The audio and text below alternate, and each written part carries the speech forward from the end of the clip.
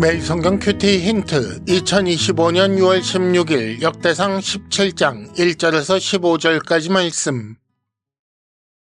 다윗이 그의 궁전에 거주할 때에 다윗이 선지자 나단에게 이르되 나는 백향목 궁에 거주하거늘 여호와의 언약궤는 휘장 아래에 있도다. 나단이 다윗에게 아뢰되 하나님이 왕과 함께 계시니 마음에 있는 바를 모두 행하소서. 그 밤에 하나님의 말씀이 나단에게 임하여 이르시되 가서 내 종 다윗에게 말하기를 여호와의 말씀이 너는 내가 거할 집을 건축하지 말라. 내가 이스라엘을 애굽에서 올라오게 한 날부터 오늘까지 집에 있지 아니하고 오직 이 장막과 저 장막에 있으며 이 성막과 저 성막에 있었나니 이스라엘 무리와 더불어 가는 모든 곳에서 내가 내 백성을 먹이라고 명령한 이스라엘 어느 사사에게 내가 말하기를 너희가 어찌하여 내 백향목집을 건축하지 아니하였느냐고 말하였느냐 하고 또한 내 종 다윗에게 이처럼 말하라. 만군의 여호와께서 이처럼 말씀하시기를 내가 너를 목장 곧 양떼를 따라다니던 데에서 데려다가 내 백성 이스라엘의 주권자로 삼고 네가 어디로 가든지 내가 너와 함께 있어 네 모든 대적을 네 앞에서 멸하였은즉 세상에서 존귀한 자들의 이름 같은 이름을 네게 만들어 주리라. 내가 또 내 백성 이스라엘을 위하여 한 곳을 정하여 그들을 심고 그들이 그곳에 거주하면서 다시는 옮겨가지 아니하게 하며 악한 사람들에게 전과 같이 그들을 해치지 못하게 하여 전에 내가 사사에게 명령하여 내 백성 이스라엘을 다스리던 때와 같지 아니하게 하고 또 내 모든 대적으로 내게 복종하게 하리라. 또 내게 이르노니 여호와가 너를 위하여 한 왕조를 세울지라. 네 생명의 연한이 차서 네가 조상들에게로 돌아가면 내가 네 뒤에 네 씨 곧 네 아들 중 하나를 세우고 그 나라를 견고하게 하리니 그는 나를 위하여 집을 건축할 것이요 나는 그의 왕위를 영원히 견고하게 하리라. 나는 그의 아버지가 되고 그는 나의 아들이 되리니 나의 인자를 그에게서 빼앗지 아니하기를 내가 네 전에 있던 자에게서 빼앗음과 같이 하지 아니할 것이며 내가 영원히 그를 내 집과 내 나라에 세우리니 그의 왕위가 영원히 견고하리라 하셨다 하라. 나단이 이 모든 말씀과 이 모든 계시대로 다윗에게 전하니라. 아멘.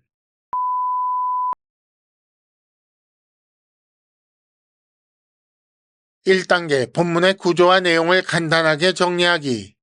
오늘 말씀은 성전에 대한 다윗의 계획과 그에게 주신 하나님의 언약입니다. 먼저 1절과 2절에 여호와의 집에 대한 다윗의 마음과 나단의 대답이 나옵니다.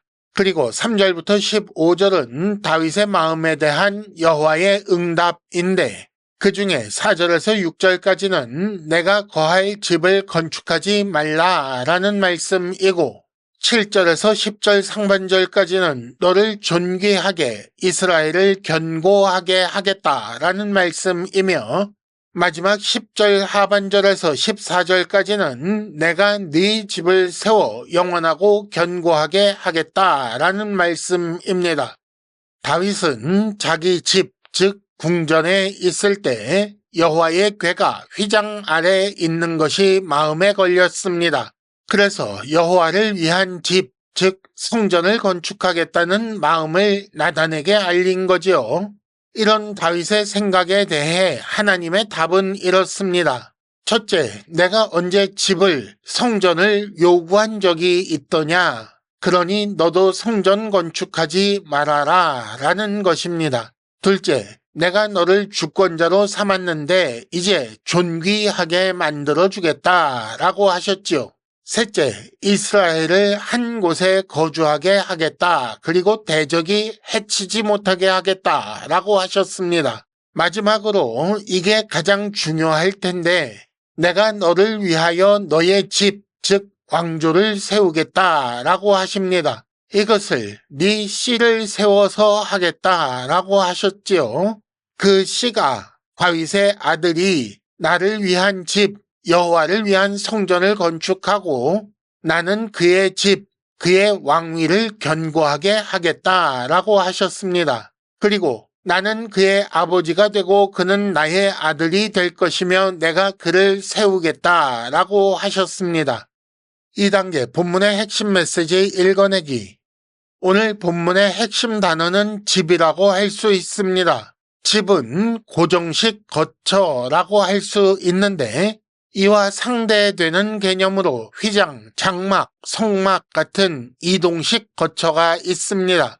그런데 집은 궁전이나 성전은 물론 왕조, 가문, 국가나 왕위까지를 의미하기도 합니다. 또 중요한 단어가 아들이라는 단어일 텐데 히브리어에서 아들은 자손을 포함합니다. 쉽게 말해 A로 말미암은 모든 존재는 A의 아들, A의 자손이라고 불려지는 거지요. 예를 들어 예수님은 아브라함의 아들, 다윗의 아들인 것입니다. 구약에서 용례를 찾아보자면 예레미야 31장 9절에 나는 이스라엘의 아버지 에브라임은 나의 장자라는 하나님의 말씀이 나옵니다. 11절에 네 씨 곧 네 아들 중 하나라는 말씀이 나오는데 이는 1차적으로 솔로몬일 수밖에 없습니다. 그래서 실제로 솔로몬이 나를 위하여 집을 건축하지요. 즉 성전을 건축했습니다. 문제는 그의 왕위를 영원히 견고하게 하겠다라는 말씀에서 영원히라는 말씀이지요. 내가 영원히 그를 내 집과 내 나라에 세우겠다라는 말씀에서도 마찬가지입니다. 솔로몬은 사람이기 때문에 절대로 영원할 수 없는 게 문제이지요. 그러면 이 말씀은 헛된 약속인가?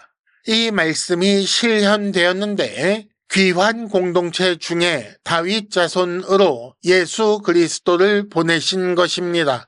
누가복음 1장 32절과 33절에 보면 하나님께서 그 조상 다윗의 왕위를 그에게 주신다라고 되어 있고 영원히 왕으로 다스리실 것이기에 그 나라가 무궁할 것이다 라고 되어 있습니다. 그러면 예수께서 어떻게 성전을 세우신다는 말인가? 요한복음 2장 19절부터 보면 이 성전을 헐라 내가 사흘 동안에 일으키리라 라고 하셨고 이에 대해 설명하기를 예수는 성전된 자기 육체를 가리켜 말씀하신 것이다 라고 합니다. 3단계 본문의 핵심 메시지를 현재로 연결시키기. 하나님의 집은 하나님께서 세우십니다. 다윗은 눈에 보이는 성전, 눈에 보이는 하나님의 집을 건축하기를 바랐지만 하나님은 영원한 성전을 바라셨고 이미 모든 계획을 가지고 계셨습니다. 다윗의 마음을 아신 하나님은 그를 존귀하게 만들겠다고 약속하셨고 하지만 하나님의 나라, 그 나라의 왕, 하나님의 성전은 하나님의 계획대로 하겠다고 하시지요. 모든 일을 계획하고 주도하시는 분은 하나님입니다. 그러니 가장 중요한 하나님 나라, 하나님 나라의 왕, 하나님의 성전 이런 것은 철저히 하나님 뜻대로 하는 것입니다. 우리는 단지 순종할 뿐이지요. 우리는 하나님의 집입니다. 하나님께서 다윗에게 주신 언약은 그리스도 안에서 성취되고 완성되었습니다. 그리스도로 말미암아 우리는 하나님의 가족, 그 집의 구성원이 되었고 그래서 하나님을 아버지라고 부르게 되었지요. 우리는 하나님 나라의 백성이며 함께 성전으로 지어져가는 무리입니다.